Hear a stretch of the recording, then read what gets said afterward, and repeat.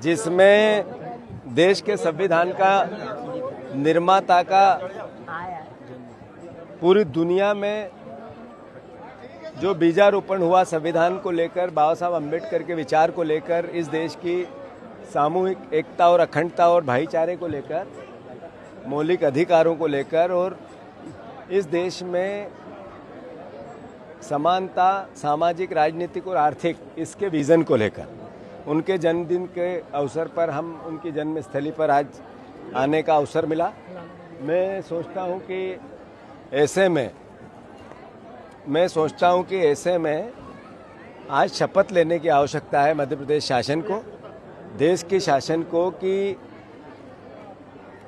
जो अराजकता देश में हो रही है, संविधान खतरे में आ रहा है, संविधान का समाप्त करने की ओर भारत की सरकार, नरेंद्र मोदी की सरकार जा रही है। जो बाबा साहब अम्बेडकर का अपमान अमित शाह जी ने संसद में किया है, इसके लिए देश के आम नागरिक को जागने की आवश्यकता है। मैं मानता हूं इस बात को कि ये किसी राजनीतिक दल का एजेंडा नहीं हो सकता है। ये बाबा साहब अम्बेडकर का सम्मान और संविधान की रक्षा एक देशभक्त नागरिक की भावना के अनुरूप होना चाहिए। संविधान बचेगा तभी देश बचेगा। अगर आप संविधान की रक्षा नहीं कर सकते हैं तो देश खतरे में है।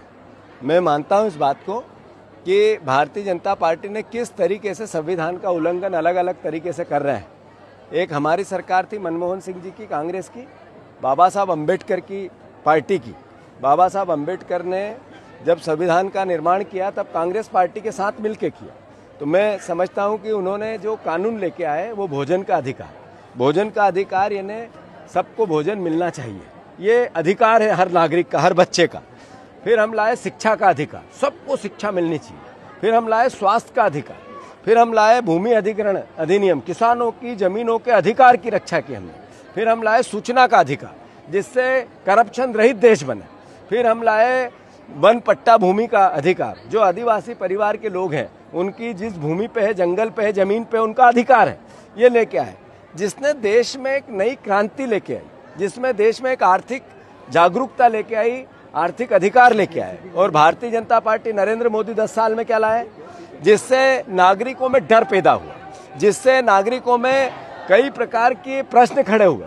अपना political agenda, Bharatiya Janata party और उसकी सोच का पॉलिटिकल एजेंडा के कानून लेके आए, जो देश के नागरिकों में डर पैदा करते हैं। मैं मानता हूं संविधान का उल्लंघन है कि जिन सांसदों ने अंदर अपने मत का व्यवस्था बनाई, उन्हीं सांसदों से बाहर जनता के रूप में बीजेपी अलग अलग तरह के सवाल जो नकारात्मक है, मैं मानता हूं ये देश खतरे में। और संविधान, संसद में लोकतंत्र, जनप्रतिनिधि अपनी बात करते हैं, उनको बाहर डराया जाता है। एक तरह से ये देश के संविधान के साथ कुठाराघात और बीजेपी कर रही है, बीजेपी की सोच कर रही है, उसके जो फ्रंटल ऑर्गेनाइजेशन है उनके वो कर रहे हैं। और कांग्रेस पार्टी दृढ़ता से लड़ेगी।